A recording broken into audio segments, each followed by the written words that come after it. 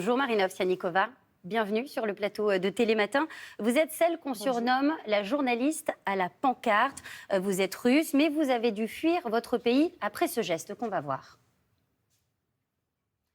On est à la télévision russe et vous êtes apparu en plein milieu du journal télévisé avec une pancarte anti-guerre pour dénoncer la propagande de Vladimir Poutine. C'était le 14 mars 2022 et aujourd'hui, vous publiez ce livre, No War, l'incroyable histoire de la femme qui a osé s'opposer à Poutine. Alors depuis, vous avez fui votre pays avec votre fille de 11 ans.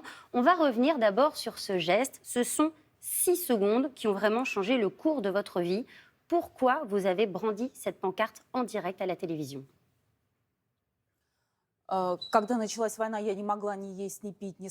la guerre a commencé, je ne pouvais ni manger ni boire parce que je comprenais que devant nos yeux se déroule une erreur historique et Poutine essaie de nous rendre complices de ce crime. Et j'ai conçu ce plan. Je me suis dit que je vais être plus efficace en faisant ma protestation à la télévision parce que la propagande, c'est le réseau des vaisseaux qui alimente ce système, qui a mené à cette guerre. Et ma protestation a mûri pendant des années. Alors vous écrivez dans votre livre que toute forme de protestation en Russie aujourd'hui est suicidaire. Que s'est-il passé dans les minutes qui ont suivi ce geste lorsque vous êtes sorti du studio télé ? On m'a arrêté immédiatement. J'ai passé presque 24 heures en garde à vue. J'ai été interrogée par divers enquêteurs, policiers de divers services de sécurité du pays. Et j'étais encore en cours de l'interrogatoire quand j'ai su que Emmanuel Macron m'a proposé une protection consulaire et un asile politique. Et immédiatement après, je l'écris dans mon livre, le déroulement de mon interrogatoire a changé. Il y a eu une réaction de la communauté internationale vis-à-vis de cet acte et l'interrogatoire est devenu beaucoup plus favorable pour moi, beaucoup plus loyal. Et c'est la première fois quand la France a sauvé ma vie. Et la deuxième fois, la France a sauvé ma vie quand les Reporters sans frontières m'ont aidé à quitter le lieu où j'étais. Alors, vous racontez dans votre livre que la manière dont l'information est manipulée, vous nous parliez justement de la propagande. Est-ce que vous pouvez nous expliquer concrètement comment ça se passait dans votre rédaction ? Est-ce qu'il y a des images qu'on n'avait pas le droit de montrer ? Est-ce qu'il fallait faire passer certains messages ?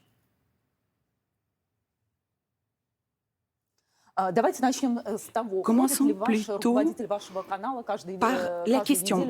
Est-ce que votre responsable de chaîne se rend toutes les semaines à l'Élysée prendre des consignes de la part d'Emmanuel Macron? Non, évidemment que non. Et en Russie, c'est comme ça que ça fonctionne. Les chefs de toutes les chaînes, les responsables de toutes les chaînes vont au Kremlin, ils prennent consigne de savoir ce qu'ils peuvent montrer, ce qu'ils ne peuvent pas montrer, quels mots peuvent-ils utiliser, quel terme remplacer par quel autre. Donc, à la télévision russe, on sélectionne uniquement les faits qui peuvent être utilisés contre l'Ukraine, contre l'Occident. Donc, il y a toute une liste des sujets à ne pas aborder, qui sont interdits. On ne peut pas parler de l'opposition, de Navalny. Tout cela est sous interdiction. La télévision russe, c'est une sorte d'armée de guerre d'information menée par Kremlin et qui joue selon des règles bien déterminées. Aucune autre information ne peut être évoquée ou infiltrer ce flot. Dans chaque chaîne, il y a une section qui ne travaille qu'à alimenter l'image de Poutine et qui éclaire les informations liées à Poutine. Cette propagande, est-ce qu'elle fonctionne encore auprès de la population russe ou est-ce que les regards sont en train de changer quand même sur cette guerre que mène Vladimir Poutine en Ukraine ?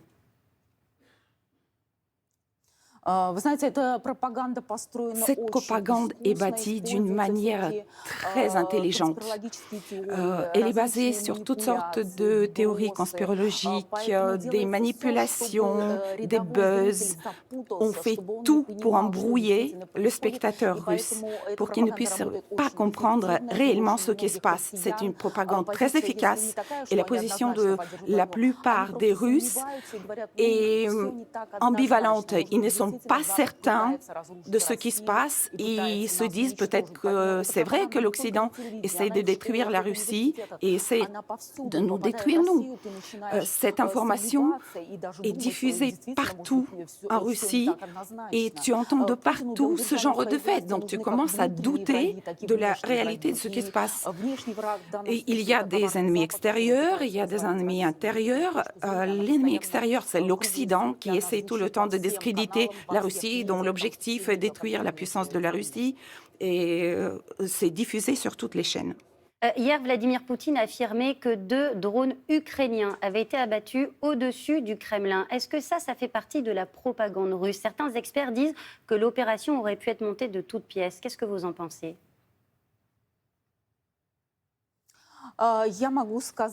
Je peux dire que l'attaque des drones sur le Kremlin a jeté une honte sur le système de défense aérienne russe de la même façon qu'en 1997,